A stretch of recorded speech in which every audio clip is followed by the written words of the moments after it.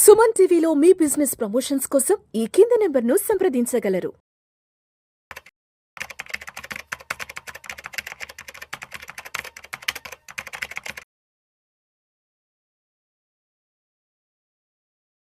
నమస్తే అండి. విశ్వవసు తెలుగు సంవత్సరాది ఉగాది శుభాకాంక్షలు సుమన్ టీవీ ప్రేక్షకులకి అందరికీ. ప్రజెంట్ మార్కెట్ కండిషన్ ఏంటి, ఇప్పుడు మనం ఎలా చూడాలి? మన మార్కెట్స్ బాగానే ఉన్నాయా? మన మ్యాక్రోస్ అన్ని ఎట్లా ఉన్నాయి? సో ఈ ఈ మధ్యకాలంలో కొంచెం లాస్ట్ వీక్ మనకు 7 days ర్యాలీ అయిన తర్వాత లాస్ట్ వీక్ కొంచెం ఇదైంది. ఎందుకు? మనయన్నీ బాగానే ఉన్నా కానీ ట్రంప్ డాన్సుల వల్ల అనుకోవచ్చు. ఎందుకంటే ఆయన సీట్లోకి వచ్చిన తర్వాత ఆయన మార్కు కనపడాలని ఎవరైనా వాళ్ళు కొత్తగా వచ్చిన వాళ్ళు చూపిస్తారు కదా.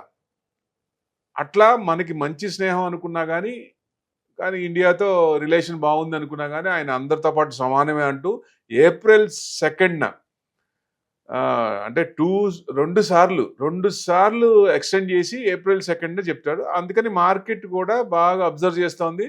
సో అందుకనే కొంచెం కరెక్ట్ అయింది అనుకోవచ్చు ఒక రకంగా. ఎందుకంటే యుఎస్లో కూడా ఆయనకి వ్యతిరేకత వస్తోంది. డోజ్లోకి ఎలాన్ మస్క్ ఇచ్చిన డామినెన్స్ కొంచెం జనానికి కూడా నచ్చట్లేదు. ఎందుకంటే ఆయన ఎలక్షన్లో వచ్చిన ఆయన కాదు కదా. అందుకని ఆయన తీసుకునే డిసిషన్స్ కొంచెం ప్రజా వ్యతిరేకత వస్తుంది. ఎంప్లాయీస్ని ఇబ్బంది పెట్టడం కానీ, వర్క్ చేసినాక సాయంత్రం లోపల మెయిల్ టోటల్గా ఈరోజు ఏం చేసాం మెయిల్ అనేది, ఇట్లాంటివన్నీ కావాలనే ఆ ఎలాన్ మస్క్ కార్లన్నీ, టెస్లా కార్లన్నీ మామూలుగా సేల్స్ డౌన్ అయిపోయినాయి. ఎక్కడున్నా వాటిని అటాక్ చేస్తున్నారు, డిస్ట్రాయ్ చేస్తున్నారు. కోపం మీద, ఆయన మీద కోపం మీద, ట్రంప్ మీద కోపంతో ఆ రకంగా చూపిస్తున్నారు. ఒక రకంగా కన్సంప్షన్ డేటా కూడా కొంచెం నెగిటివ్ వచ్చిన మార్కెట్ కొంచెం పట్టించుకోలేదు. కొంచెం 1 day పెరిగి నెక్స్ట్ డే మళ్ళీ ఈ డేట్ వచ్చేదానికి April 2nd దగ్గర పడుతున్న కొద్దీ 31st మండే హాలిడే ఇక్కడ. సో 2nd కాబట్టి దాని ఎఫెక్ట్ ఎలా ఉండొచ్చు అంటే 25% ఆటో మీద మళ్ళీ మొదలు పెట్టాడు ఆయన 2 days బ్యాక్. దాని ఎఫెక్ట్ మన మీద ఎంత పడుతుంది? టాటా మోటార్స్ జేఎల్ఆర్ఏ మ్యాక్సిమం ఎక్కువ ఉంది. అది బయట ఇచ్చే ఎక్స్పోర్ట్ చేసే దాంట్లో మ్యాక్సిమం 20% యుఎస్కి చేస్తాం. అది పెద్ద ఎఫెక్ట్ పడకపోవచ్చు. అంటే ఇన్స్టెంట్గా ఏదన్నా కొంచెం ఇది వచ్చినా లాంగ్ రన్లో పెద్ద ఎఫెక్ట్ కాదు చూస్తే అనేది అనిపిస్తోంది. సో April 2nd ఒకవేళ ఆయన విపరీతంగా మనకి ఏదన్నా అందరితో పాటు సమానంగా చేసినా మనకి పెద్ద ఎఫెక్ట్ కాదు, మనకి బాగానే ఉండొచ్చు అనేది. మార్కెట్ కూడా 26,277 నుంచి కొంచెం 22,000 దాకా వచ్చింది కదా. అక్కడి నుంచి మళ్ళీ 23,800, ఇప్పుడు 23,500లో ఉంది. నెక్స్ట్ ఏమన్నా ఉన్నాయా అంటే, మధ్యలో ఏమన్నా అడ్డంకులు ఉన్నాయా అంటే 24,800 దాకా ఛాన్స్ ఉంది, ప్రొవైడెడ్ ఈ ట్రంప్ టరిఫ్ వార్స్ అనేవి ఉండకూడదు. ఒకవేళ ఉన్నా సెట్ అయిపోవాలి. ఎందుకంటే ఇండో రిలేషన్స్ ఇప్పుడు యుఎస్తో మాట్లాడుతున్నారు, మన వాళ్ళు చాలా మంది అక్కడే ఉన్నారు. సో మన గవర్నమెంట్ తరఫున సో డెఫినెట్గా మ్యాక్సిమం మన ట్యాక్స్లు ఎక్కువ అని అందరికీ ఒక ఒపీనియన్ ఉంది ఆల్ ఓవర్ ద వరల్డ్. బాగా ట్యాక్స్లు ఎక్కువ ఇస్తారని. ఎందుకంటే హెచ్ఎన్ఐ క్లయింట్స్ కూడా చాలా మంది ట్యాక్స్ లేని కంట్రీకి వెళ్ళిపోతున్నారు. ఇప్పుడు గవర్నమెంట్ కొంచెం కన్సర్న్ తీసుకున్నట్టుంది. యుఎస్కి పంపించే వాళ్ళ నుంచి మనం తీసుకునే దాంట్లో కానీ ట్యాక్స్లు బాగా తగ్గించింది. 55% కొన్ని ఐటమ్స్ మీద తగ్గించింది. హార్లీ డేవిడ్సన్ అది ఎక్కువ ట్యాక్స్ వేస్తున్నారన్న దాని మీద బాగా తగ్గించారు గవర్నమెంట్. సో ఇట్లాంటివన్నీ మ్యాక్స్ అంటే ఎక్కువ ఆయన్ని ఇబ్బంది పెట్టకుండా ఆయన కొంచెం ప్లీజ్ చేసుకోవడానికి అన్నట్టు. సో డెఫినెట్గా ఈ ఫైనల్ ఇది వచ్చినప్పుడు తెలుస్తుంది మనకి. So talks are going on. So డెఫినెట్గా ఎందుకంటే ఇబ్బంది లేకుండా చూద్దామని ఉంటే దాని ఎఫెక్ట్, ఇప్పుడు ట్రంప్ ఎఫెక్ట్ April 2nd మన మీద అంత పెద్దగా పడకపోవచ్చు. ఇదైతే కన్ఫర్మ్ చేసుకోవచ్చు. మిగతా కంట్రీస్కి ఉండొచ్చేమో కానీ మన మీద అంత ఎక్కువ ఉండకపోవచ్చు అనేది. సో మార్కెట్ కూడా మనకి బ్రాడ్ బేస్ సెల్లింగ్ కొంచెం వచ్చింది. అవి కూడా 5%, 10% మిడ్ క్యాప్ కానీ స్మాల్ క్యాప్ కానీ కింద నుంచి మళ్ళీ పెరిగినాయి కాబట్టి కొంచెం వచ్చింది అనుకోవచ్చు సెల్లింగ్. సో దానివల్ల మనకేం ఎఫెక్ట్ ఉండదు. మార్కెట్ జనరల్గా పడితే విక్స్ పెరుగుతుంది. మార్కెట్ పెరిగినప్పుడు కూడా విక్స్ పెరుగుతోంది ఈ మధ్య. సో డెఫినెట్గా అదొక కన్సర్న్ తీసుకోవచ్చు. ఎందుకంటే కాల్ ప్రీమియమ్స్ కూడా అంత పెద్దగా తగ్గట్లేదు. మార్కెట్ ఎంత పడుతున్నా కానీ కాల్ ప్రీమియమ్స్ తగ్గట్లేదు. పుట్ ప్రీమియమ్స్ పెరుగుతున్నాయి. That's a difference. సో అంటే పుట్ ఆప్షన్స్ ఏమో ఎక్కువ పెంచుతున్నారు, కాల్ ఆప్షన్స్ ఏమో కొంచెం అన్వైండింగ్ అవుతున్నాయి లైట్గా. ఇవన్నీ మన మార్కెట్ ప్రకారం తీసుకుంటే గ్లోబల్గా ఇంపాక్ట్ మనకేమన్నా అవుతుందా అంటే పెద్ద ఇంపాక్ట్ కాకపోవచ్చు. యుఎస్ బైలేటరల్ రిలేషన్స్ నడుస్తున్నాయి కాబట్టి రేపు కన్క్లూడ్ అయిపోద్ది. రేపు సాయంత్రం కానీ మండే మార్నింగ్ కానీ మనకి అవుట్పుట్ వస్తుంది. సో దాన్ని బట్టి మనకి ఫైనల్గా ఇది వస్తుంది. అంటే పొటెన్షియల్ ట్రేడ్ అవుట్కమ్స్ పాజిటివ్ రావచ్చు అనేది, నెగిటివ్గా రాకపోవచ్చు అనేది ఒకటి ఎక్స్పెక్టేషన్. నెక్స్ట్ అంటే ఏమి ఇంకా మ్యాక్రోస్ అనేది మన మ్యాక్రోస్ ఎట్లా ఉన్నాయి? ఇన్ఫ్లేషన్ కంట్రోల్లో ఉంది, జీడిపి బాగానే ఉంది, తగ్గి మళ్ళీ పెరిగింది.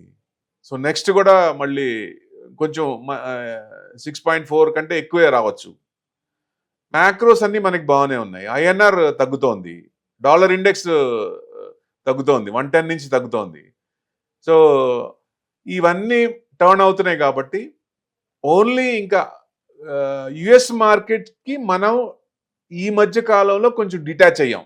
వాళ్ళు పెరుగుతున్నప్పుడు మనం పెరగలేదు, వాళ్ళు తగ్గుతున్నప్పుడు మనం తగ్గలేదు. సో జనరల్గా ఏంటంటే ఎక్కువ 90% మనం యుఎస్ని ఫాలో అవుతాం. సో డిటాచ్ అయ్యాం. సో అది కూడా ఎందుకంటే అప్పుడప్పుడు మన ఓన్ ఇది కూడా ఉండాలి కదా, మన ఓన్ మార్క్ కూడా ఉండాలి కదా. ఎందుకంటే పెద్దన్న తప్పు చేస్తున్నప్పుడు మనం అది మనం భరించాల్సిన అవసరం లేదు. సో డెఫినెట్గా అది తీసుకోవచ్చు. అంటే ఎకనామిక్ మూమెంటం రెస్పెక్టివ్ రీజియన్స్లోనే ఉన్నట్టు లెక్క. అంటే జనరల్గా ఫస్ట్ ఇక మనం చూడాల్సింది మెయిన్ Q4. Q1 బాగానే ఉంది, Q2 కొంచెం పర్వాలేదు, Q3 ఇదైంది, Q4 ఇప్పుడు కనుక అంటే మరీ విపరీతంగా కాకుండా ఓకే అన్న స్టేజ్ వచ్చినా కొంచెం పర్వాలేదు. బాగా ఉంది, రిటర్న్ కంపెనీ ఇవన్నీ రిపోర్ట్స్ అన్ని బాగానే ఉన్నాయి, రిజల్ట్స్ అన్ని బాగానే ఉన్నాయంటే మంచిగా పెరిగే అవకాశం కూడా ఉంటుంది, బాగా తీసుకునే అవకాశం కూడా ఉంటుంది. ఎందుకంటే 23,500 ఉంది, 24,800 దాకా ఎక్కడా కూడా రెసిస్టెన్స్ లేవు. 24,800 నెక్స్ట్ రెసిస్టెన్స్. ఎందుకంటే మనం హై నుంచి 26,277 నుంచి దాదాపు ఒక 22,000 అంటే దాదాపు 4,000 పాయింట్స్లో మీన్ రివర్షన్ తీసుకున్నా 24,100 ఆ రేంజ్లో రావచ్చు. 24,100 దగ్గర కొంచెం మన తీసుకున్న 24,800 మ్యాక్స్ టు మ్యాక్స్ అక్కడ తీసుకుంటే మార్కెట్ టర్న్ అయ్యేట్ అంటే పాజిటివ్ మూమెంటంకి పాజిటివ్ రీజియన్లోకి టర్న్ అయ్యేట్ లెక్క. సో దట్స్ అ పాయింట్ మనం తీసుకోవాలి. ఎందుకంటే యుఎస్ జీడిపి కూడా నిన్న వచ్చింది, వాళ్ళకి తగ్గింది. అందుకని యుఎస్ మార్కెట్స్ అన్నీ తగ్గున్నాయి. మేబీ మండే గ్యాప్ డౌన్ అవ్వచ్చు. Gift Nifty indication 30-40 points gap down ఇస్తే మనది కూడా కొంచెం గ్యాప్ డౌన్ అవే ఛాన్స్ ఉన్నాయి. పెద్ద ఇబ్బంది పడాల్సిన పని లేదు. మెయిన్ మనకి ఆటో మీద టరీఫ్ అన్నాడు ఆయన. ఆటోస్ అన్నీ పడ్డాయి, బాగానే పడ్డాయి. అంటే సేల్స్ ఇది జనరల్గా సేల్స్ లేకుండా పడ్డాయా, మ్యాక్రోస్ న్యూస్ వల్ల పడిందా? It's a news driven market కాబట్టి న్యూస్ని బట్టి పడింది. కంపెనీస్కి ఏం సంబంధం? కొన్ని న్యూస్ డ్రివెన్ మార్కెట్ కాబట్టి whether it is positive or negative according to that it will act price momentum. So price correction అనేది అవ్వచ్చు ఏదైనా న్యూస్ వచ్చినప్పుడు, నెగిటివ్ వచ్చినప్పుడు. So that's the thing. అంటే మిగతా ఇప్పుడు గోల్డ్ తీసుకోండి, గోల్డ్ విపరీతంగా పెరిగింది, ఆల్ టైమ్ హైకి వచ్చింది. దాదాపుగా బయట మార్కెట్ అయితే 93 దాకా టార్గెట్ అంటే 92 దాకా వచ్చింది. మనకి ఎక్స్చేంజ్ ప్రకారం చూస్తే 89 దాకా వచ్చింది లిస్టెడ్ దాంట్లో. సో ఇంకా పెరగచ్చా అంటే మన మార్కెట్ పడుతున్నప్పుడు అదర్ అసెట్స్లో అసెట్ క్లాస్లో ఏది గోల్డ్లే ఇన్వెస్ట్మెంట్ అటు టౌన్ చేస్తారు కాబట్టి అది కొంచెం పెరిగింది. సో ఈ అన్సర్టనిటీ అనేది April 2 అనేది ఒక పెద్ద భూతంలా ఉంది ఇప్పుడు మార్కెట్కి. అది కనుక క్లారిటీ వచ్చేస్తే మనకి ఎంత ఎఫెక్ట్ పడుతుంది ఎంత ఎఫెక్ట్ పడదు అనేది క్లారిటీ వచ్చినప్పుడు డెఫినెట్గా గోల్డ్ తగ్గుతుంది, మార్కెట్ మళ్ళీ పెరిగే ఛాన్స్ ఉంటుంది. 24,800 తగ్గిందా, ఇక్కడ కొంచెం బాగా తగ్గే ఛాన్స్ ఉంటుంది. అంటే విపరీతంగా గోల్డ్ తగ్గేది లేదు. ఇదివరకు విపరీతంగా 50,000కి వస్తుందా లేదా 70,000కి వస్తుందా అంటే అంత రాకపోవచ్చు. ఎందుకంటే రిజర్వ్ బ్యాంక్స్ మనకే రిజర్వ్ బ్యాంక్ ఎట్లానో వరల్డ్లో సెంట్రల్ బ్యాంక్స్ ఉంటాయి కాబట్టి అవన్నీ ఎక్రూట్ చేస్తున్నాయి. 1000 టన్స్ పర్ ఇయర్, అది బాగా పాజిటివ్ అయింది. అందుకని పెద్ద పడకపోవచ్చు. బట్ మన మార్కెట్ కనుక యూటర్న్ తీసుకుంటే ఇంకా పెరిగితే డెఫినెట్గా గోల్డ్ కొంచెం తగ్గే ఉంటుంది. జనరల్ 70 to 85 మధ్యలోనే ఉండొచ్చు. That's the thing. ఇప్పుడు ఆటోస్ అయిపోయినాయి. What next? ఆయనకంటే తరీఫ్ వార్కి, ట్రంప్కి నెక్స్ట్ ఫార్మా మీద కూడా పడచ్చు. ఇప్పుడు ఐటీకి ఏం చెప్పలేదు ఆయన ఫస్ట్ నుంచి కూడా. ఒకవేళ ఐటీ మీద ఐటీ కూడా ఇబ్బంది పడాలి. సో ఇన్ఫ్లేషన్ మనకి కంట్రోల్లోనే ఉంది, వాళ్ళకి అనుకున్నంత కంట్రోల్ అక్కడ లేదు. మనకి 2 to 4% అంటే 4% లోపలే ఉన్నాం. వాళ్ళకి అనుకున్న రేంజ్కి వాళ్ళకి ఇంకా రాలేదు. సో వాళ్ళు రేట్ కట్ చేయకపోవచ్చు. మన ఇండియాలో ఆర్బీఐ రేట్ కట్ 100% చేయొచ్చు. 25 బేసిస్ నెక్స్ట్ 2 times 25 చేయొచ్చు. సో ఇవన్నీ బాగున్నాయి. మనకి ఇంకో ఓన్లీ అడ్డంకి ఏంటంటే ఇదే April 2 అనేది. ఇక మ్యాక్స్ టు మ్యాక్స్ అన్ని అయిపోయినట్టే. మార్కెట్ చిన్నగా చూస్తుంటే పాజిటివ్ టర్న్ అవుతుందా అనేది అనిపిస్తోంది. ఎందుకంటే కన్సల్టేషన్ అవుతున్నప్పుడు నెక్స్ట్ లెగ్ ఇండిసిసివ్ క్యాండిల్ పడినప్పుడు అప్ ఆర్ డౌన్ ఎటైనా తీసుకోవచ్చు. అంటే డౌన్ సైడ్ కొంచెం లిమిటెడ్ ఉంది కాబట్టి అప్ సైడ్ కొంచెం ఛాన్స్ ఉంది. ఇప్పుడు డెఫినెట్గా ఈ ఉగాది నుంచి నెక్స్ట్ ఉగాదికి మార్కెట్ బ్రహ్మాండంగా ఉండొచ్చు. ఆల్ టైమ్ హై మొన్నటి దాకా దాటదేమో, ఈ సంవత్సరం అంత రాదేమో అన్న భయం ఉంది మొన్నటి దాకా. ఇప్పుడైతే కొంచెం ఆ క్లారిటీ వచ్చింది, ఆ భయం తగ్గుతోంది. డెఫినెట్గా దారి అనేది ఆల్ టైమ్ హై అనేది దాటుతాం. ఇది డిసెంబర్ లోపలే, ఈ కమింగ్ డిసెంబర్ లోపలే మనం 26,277 దాటుతాం. ప్లస్ ఇంకోటి ఏంటంటే ఇప్పుడు 25,100 ఉన్నప్పుడు బ్యాంక్ నిఫ్టీ 51,000 చేంజ్ ఉన్నప్పుడు బ్యాంక్ నిఫ్టీ కొంచెం 54,467 హై. ఈ 25,100 నుంచి దాదాపుగా Nifty all time high cross అయింది. కానీ ఈ 54,467 మనకి 25,100 వచ్చినప్పుడు ఇది టచ్ అయినప్పుడు అది ఆ లైన్ క్రాస్ అవ్వాలి, మళ్ళీ ఆల్ టైమ్ హై క్రాస్ అవ్వాలి bank Nifty. So bank Nifty కూడా ఆల్ టైమ్ హై క్రాస్ అయ్యే ఛాన్స్ ఉంది ఇప్పుడు. ఎందుకంటే బ్యాంకులు కూడా 4 years నుంచి పెద్ద పెరగల, ఎక్కడ వేసిన గొంగలు అక్కడే ఉంది. ఏది ప్రైవేట్ బ్యాంక్స్ కానీ గవర్నమెంట్ బ్యాంక్స్ కానీ. సో ఇవి రెండు అలానే ఉన్నాయి కాబట్టి ఇప్పుడు ఛాన్స్ వచ్చింది. సెక్టార్స్ ఎప్పుడు సిక్లికల్గా ఉంటాయి. సో ఈసారి బ్యాంకింగ్ సెక్టార్ కొంచెం ఫ్లరిష్ అవ్వచ్చు, ఆల్రెడీ స్టార్ట్ అయింది. ఆల్ టైమ్ హై 54,467 దాటచ్చు అనేది ఎక్స్పెక్టేషన్. ఇది అతి తొందరగానే. ఒకవేళ బ్యాంక్ నిఫ్టీ పెరిగితే నిఫ్టీ కూడా కొంచెం మూవ్మెంట్ వచ్చే ఛాన్సులు ఉంటాయి. ఎందుకంటే దాన్ని కూడా పైకి లాగచ్చు కదా, దాంట్లో ఉన్న స్టాక్స్ కూడా దీంట్లో ఉన్నాయి కదా, ఐసీసీ కానీ హెచ్డిఎఫ్సి కానీ ఇట్లాంటివి. సో ఆ 12 స్టాక్స్లో మ్యాక్సిమం ఇక్కడ కూడా ఉన్నాయి కాబట్టి బ్యాంక్ నిఫ్టీ పెరిగితే నిఫ్టీ కూడా వచ్చే అవకాశాలు ఉంటాయి. అంటే ఇవన్నీ చూస్తుంటే మనకి ఆ ఫియర్ ఫ్యాక్టర్ అనేది వెళ్ళిపోయింది అనుకోవచ్చు ఒక రకంగా. ఇది ఉగాదికి గిఫ్ట్ అనుకోవచ్చు, ఇన్వెస్టర్స్కి ఇది గిఫ్ట్ అనుకోవచ్చు, శుభగడియలు అనుకోవచ్చు. ఎందుకంటే డిప్స్ అనేది కామన్. ఇప్పుడు మనం కొన్న తర్వాత పడటం, లేకపోతే మనం కొన్న స్క్రిప్ట్ తగ్గటం, మార్కెట్ కొంచెం తగ్గటం, 16% పడింది, అక్కడి నుంచి మళ్ళీ 5% పెరిగింది, మళ్ళీ కొంచెం తగ్గింది. సో అంత ఎఫెక్ట్ ఇప్పుడు 5%, 10% అంత పడే ఛాన్స్ లేదేమో అన్న హోప్ కొంచెం మార్కెట్ ఇస్తుంది. అదే పాజిటివ్. మన కొత్త ఉగాదికి ఇన్వెస్టర్స్కి అందరికీ మార్కెట్ ఇచ్చిన కానుక అనుకోవచ్చు ఒక రకంగా. It's fantastic. అసలు మొన్నటిదాకా అసలు భయం కదా, వస్తుందో లేదో. మన మిడ్ క్యాప్, స్మాల్ క్యాప్ ఎంత పడ్డాయి? 50%, 60%. స్మాల్ క్యాప్ అయితే మోర్ దెన్ 100% విపరీతంగా. ఎప్పటి నుంచో ఉన్న వాళ్ళకి ప్రాఫిట్లో ఉన్నారు, కానీ రీసెంట్గా 1.5 yearలో కొనుక్కున్న వాళ్ళందరికీ ఇబ్బందే కదా. పోర్ట్ఫోలియో చూసినా 40-50% పడి ఉంటుంది. అక్కడి నుంచి కొంచెం ఇదైంది కాబట్టి అందరికీ హోప్ వస్తుంది. అంటే we are still out of the woods. అంటే ఇంకా కొంచెం లెవెల్స్ రావాలి. 24,800 దాటిన తర్వాత 25,100 వస్తే లాస్ట్ మనకి ఎక్కడైతే అక్కడ 26 ఆల్ టైమ్ హైకి టచ్ అవడానికి అవకాశం ఇచ్చిందో అక్కడ దాకా వస్తే మనకి ఇది 2400 వస్తే మనకి కొంచెం ఎఫెక్ట్, బాగా పాజిటివ్ ఎఫెక్ట్. ప్లస్ సెబీకి కొత్త చైర్మన్ కూడా వచ్చారు. పాత చైర్మన్ కంటే కొంచెం హైపర్ యాక్టివ్గా ఉన్నాడు ఆయన. సో అంటే ఆయన అంటే పాలసీలన్నీ కొంచెం మారుస్తాను, కొంచెం ఉన్నాయి మరీ ఎక్కువ ఇబ్బంది పెట్టేవి కాకుండా ఒక రకంగా ఇన్ఫ్లుయెన్స్ చేసి ఒక రకంగా ఇబ్బంది పెడతా ఉన్నారు. ఇప్పుడు ఆప్షన్స్ అనేవి మీరే ఇంట్రడ్యూస్ చేశారు, వారం వారం మీరే చెప్పారు, మళ్ళీ మీరే చెప్పి మళ్ళీ ఇన్ఫ్లుయెన్స్ చేసి వాళ్ళు ఇది చేసినందుకు పనిష్మెంట్ చేయడం కూడా కరెక్ట్ కాదు కదా. ఆపేయండి, ఆప్షన్స్ ఆపేయండి, మంత్లీ పెట్టండి, రోజుకి ఒక ఆప్షన్ తీసేశారు కదా. ఇప్పుడు బాగుంది కదా, సోమ మంగళ అంతే. 100% మన అంటే కొంతమంది పెయిడ్ అంటే డబ్బులు తీసుకొని ఇచ్చేటప్పుడు కొంచెం ఎక్కువ ఇబ్బంది పడే వాళ్ళు కొంచెం స్క్రూటినీ చేస్తున్నారు. ఏ ఇన్వెస్టర్ అయినా 100% సావధానంగా కొంచెం టైం దానికి ఇస్తే అదేం పెద్ద రాకెట్ సైన్స్ కాదు, నేర్చుకోవచ్చు. డెఫినెట్గా 15 to 20% మంచి మంచి ఇంట్రెస్ట్ తీసుకోవచ్చు మార్కెట్ నుంచి.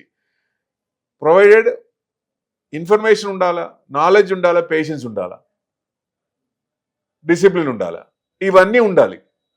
అందరికీ ఉండవు కాబట్టి, టైం ఉండదు కాబట్టి మీరు చూస్ చేసుకునేటప్పుడు సరైన అడ్వైజర్ చూస్ చేసుకోండి. ఓన్లీ ఇన్వెస్టింగ్, ఇంకా వేరే అదర్ జోలికి వెళ్ళబాకండి దయచేసి. హార్డ్ అండ్ మనీ పోగొట్టుకోబాకండి. డెఫినెట్గా ఇన్వెస్ట్మెంట్ చేస్తే మంచి కంపెనీలు చేస్తే ఇవాళ కాకపోయినా రేపైనా నెక్స్ట్ మంత్ అయినా నెక్స్ట్ ఇయర్ అయినా వచ్చి తీరాలి, ఎక్కడికి పోదు. ఈ డబ్బులతో నాకు పని లేదు అనుకున్నప్పుడు ఆ డబ్బులు ఇన్వెస్ట్మెంట్ చేయండి, మంచి కంపెనీలో పెట్టండి, స్టడీ చేయండి, లాస్ట్ 5 years రికార్డ్స్ తీయండి, క్వార్టర్ రిజల్ట్స్ తీయండి, ఇయర్లీ రిజల్ట్స్ తీయండి, ప్రాఫిట్స్ చూడండి, మార్జిన్స్ చూడండి. ఆ కంపెనీ మేనేజ్మెంట్ ఏదన్నా ఇబ్బందులు ఉన్నాయా, వాళ్ళు ఏమన్నా స్కామ్స్ ఏమైనా చేశారా, వాళ్ళ మీద రెడ్ మార్క్స్ ఏమైనా ఉన్నాయి చూడండి. సో ప్యారలల్ అకౌంట్ మెయింటైన్ చేస్తారు కదా చూపించకుండా, అలాంటి కంపెనీస్ వెతకండి. డెఫినెట్గా ఇట్లాంటివి ఉన్నాయి, కొన్ని కంపెనీలు ఉన్నాయి. ఆ కంపెనీల్లో స్టాండర్డ్గా ఉన్న కంపెనీలో ఇన్వెస్ట్మెంట్ చేస్తే అందరూ హ్యాపీగా ఉంటారు, మార్కెట్ బాగుంటుంది, ఇన్వెస్టర్స్ బాగుంటారు, ఫ్యామిలీస్ బాగుంటాయి, దేశం బాగుంటుంది. సెంటిమెంటల్ న్యూస్ వచ్చినప్పుడేమో ఫాస్ట్గా కరెక్ట్ అవుతుంది, న్యూస్ డ్రివెన్, పాజిటివ్ అయినా నెగిటివ్ అయినా. అదే ఫండమెంటల్స్ ఇది వచ్చినప్పుడు కొంచెం స్లోగా కరెక్ట్ అవుద్ది. ఆ డిఫరెన్స్ మనం కొంచెం చూసుకుంటే, trend is our friend until it bends, follow it, దాన్ని ఎన్కాష్ చేసుకోండి. మ్యాక్రోస్ మారుతున్నాయి, పాజిటివ్గా వస్తున్నాయి, ఇది డెఫినెట్గా మంచిది కదా. సెక్టార్స్ కూడా సిక్లికల్ ఉంటాయి. ఈ సంవత్సరం కొన్ని పెరిగినాయి, నెక్స్ట్ ఇయర్ కొన్ని పెరుగుతాయి, వేరే పెరుగుతాయి. సో ఇప్పుడు ఏమి చూడొచ్చు అంటే, బ్యాంకింగ్ సెక్టార్స్ ఇండివిజువల్ స్క్రిప్ట్ చెప్పకూడదు కాబట్టి సెక్టర్ వైజ్ చూసుకుంటే మీరు బ్యాంకింగ్ సెక్టర్ కళ్ళు మూసుకొని ఇన్వెస్ట్మెంట్ చేయొచ్చు, long term not short term. Financials చూడొచ్చు, హెల్త్ కేర్లో హాస్పిటల్స్ చూడొచ్చు, ఆర్గానిక్ కెమికల్స్ అండ్ ఫెర్టిలైజర్స్, ఇట్లా ఇవన్నీ చూస్తే ఐటీ సెక్టర్ కొంచెం ఇబ్బంది పడింది, 20% ఇబ్బంది పడింది, మళ్ళీ కొంచెం రికవర్ అవుతుంది. ఐటీ సెక్టర్ చూడొచ్చు. ఏవైనా మనకి తెలుగు ప్రకారం నవరత్నాలు అంటాం కదా, 9 సెక్టర్లు తీసుకోండి, అవే మనకి డబ్బులు ఇవ్వటం చాలు, అవి అంతవరకు చాలు. వాటిల్లో మంచి కంపెనీ సెలెక్ట్ చేయండి. వాటిల్లో మీకు టైం లేదంటే ఎవరన్నా మీ అడ్వైజర్ని కరెక్ట్ అడ్వైజర్ చూసేసుకోండి, వాళ్ళు చెప్పింది కరెక్టా కాదా అనేది మీరు బేరీ చేసుకొని ఇన్వెస్ట్మెంట్ చేయండి, ఎక్కడికి పోవు డబ్బులు. తగ్గిన ఆ ప్రాసెస్ మెథడాలజీ మీకు అర్థమైనప్పుడు ఇవాళ కాకపోయినా రేపైనా నాకు వచ్చి తీరతాయి, ప్రాఫిట్స్ వచ్చి తీరతాయి అనే భరోసా మీకు వస్తుంది. ఆ భరోసా వాళ్ళు కల్పించాలి, అట్లాంటి వాళ్ళనే సెలెక్ట్ చేసుకోండి.